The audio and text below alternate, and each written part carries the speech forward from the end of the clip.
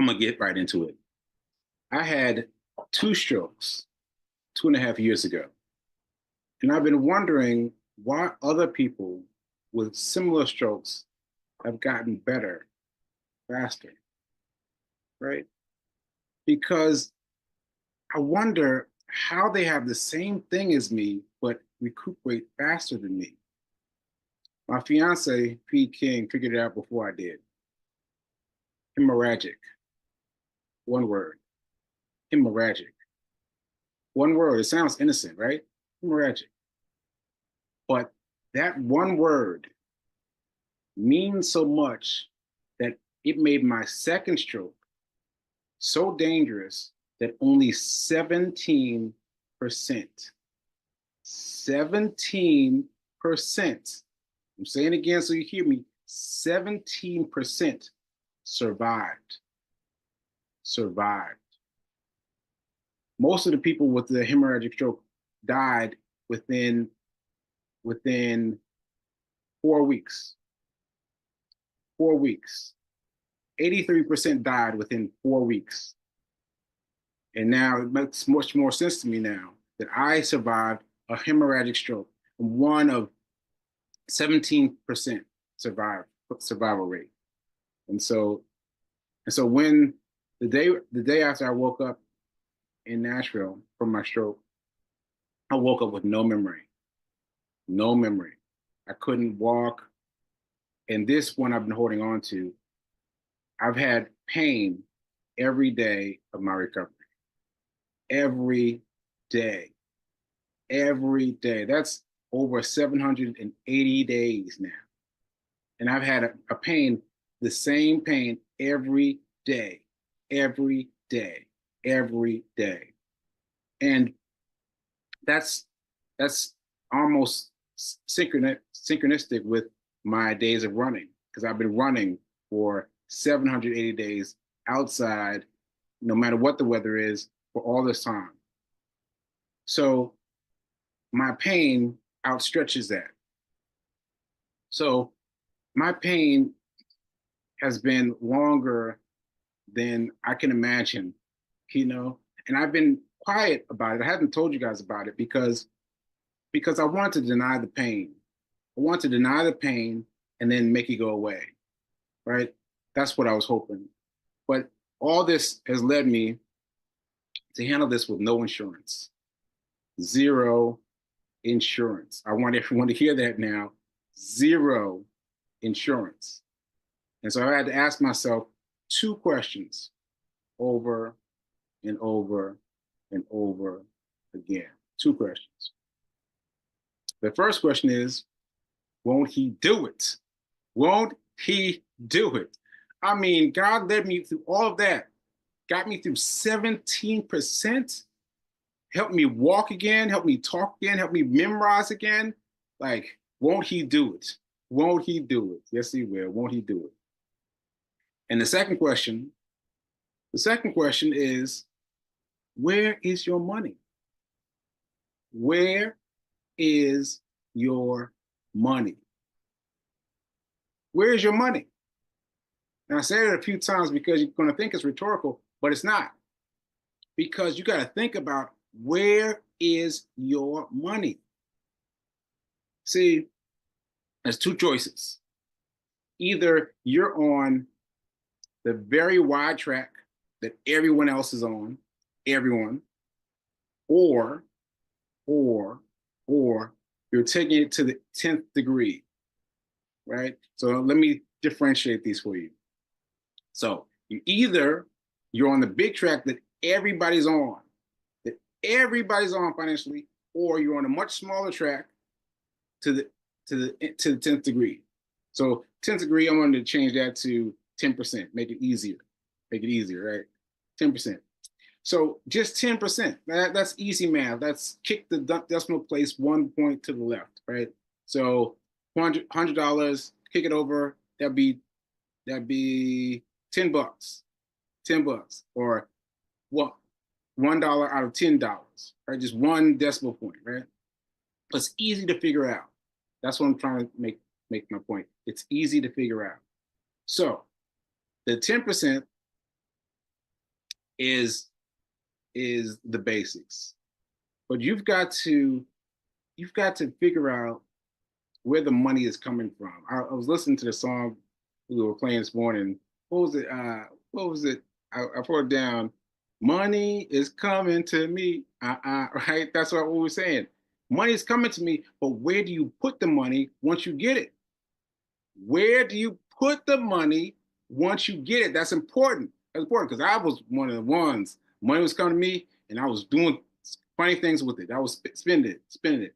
But what you've got to do is put it somewhere, right? So money doesn't care how it gets to you.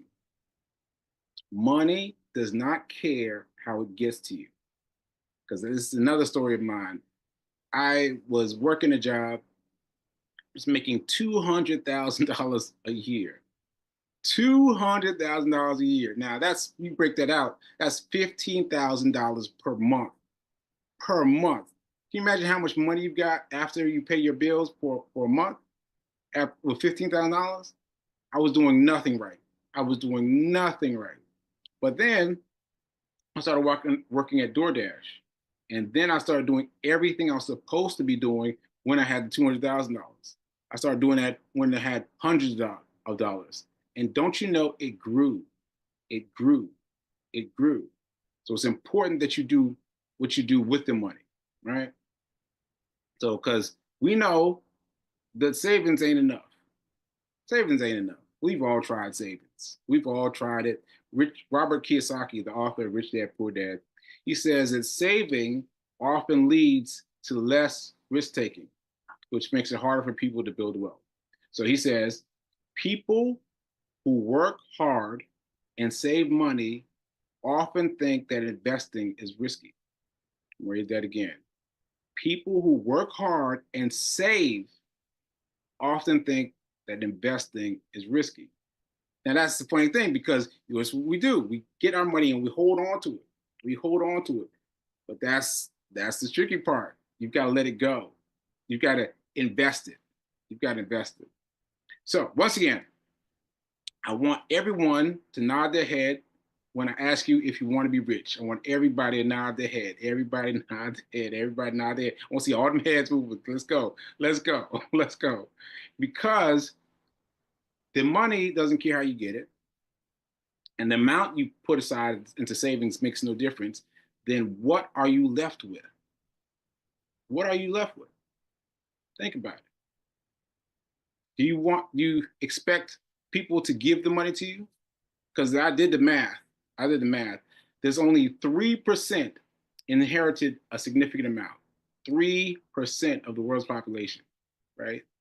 So the vast majority, 80 to 97%, are self-made millionaires, right? And I ask you also, The Psychology of Money by Morgan Housel. The Psychology of Money. I have trouble pronouncing the name of Morgan Housel. He said, financial success is not a hard science. It's a soft skill where how you behave is more important than what you know. Now hold on to that. Hold on to that. Ronald Reed was a janitor. I've talked about him before, but in case you missed it, Ronald Reed was a janitor and a gas station attendant who was also a philanthropist and an investor. What? Also a philanthropist and an investor? Stay tuned. 2.8 million Americans died in 2014.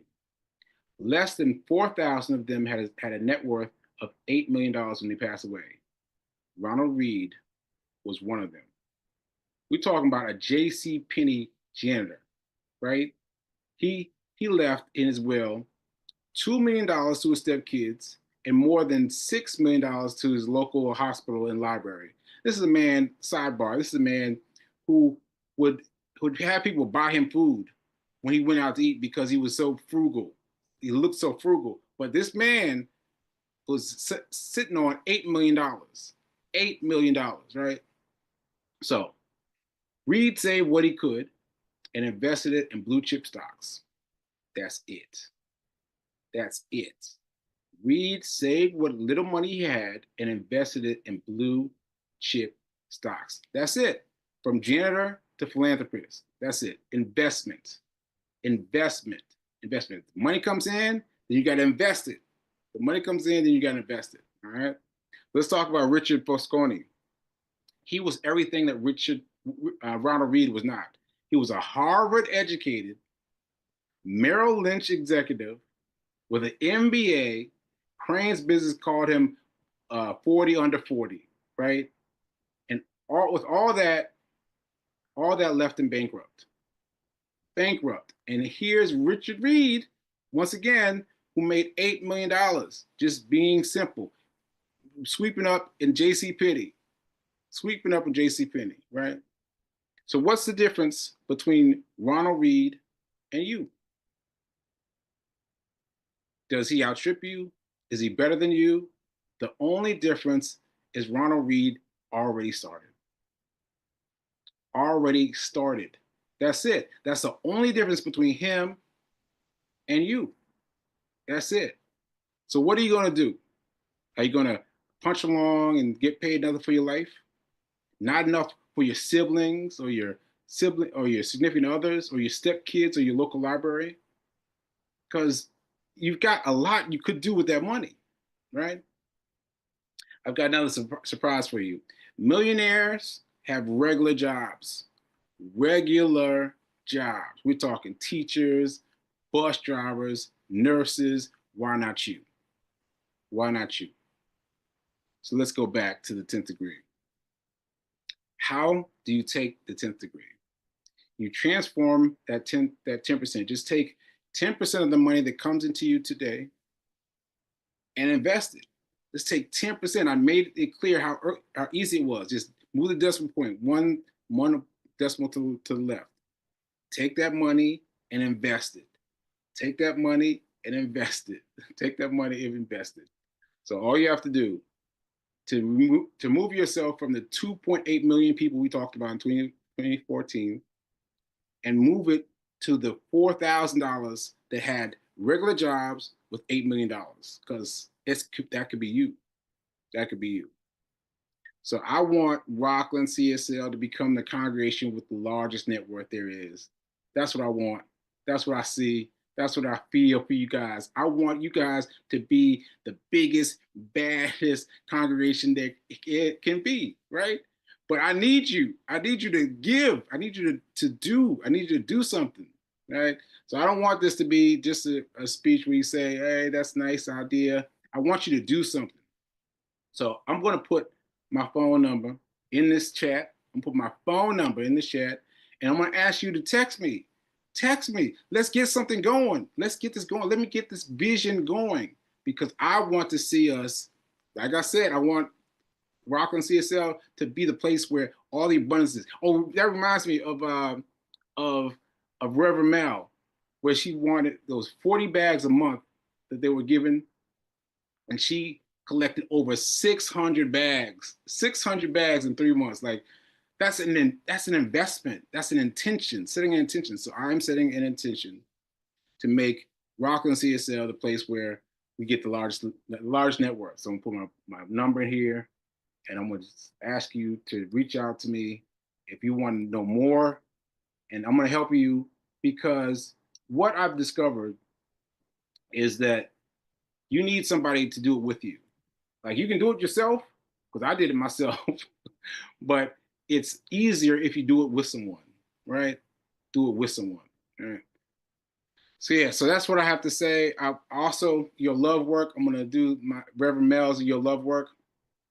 Text me if you're interested.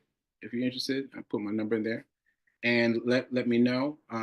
Please buy my book, Hack Your Pain Now. Hack Your Pain Now. I have to get my memory right. Hack Your Pain Now. Also, check out my podcast, Get Rich 101. It's like 700 episodes now. It's a long thing, but go back to the very beginning of Hack Your Pain Now, and I'm sorry, of Get Rich 101.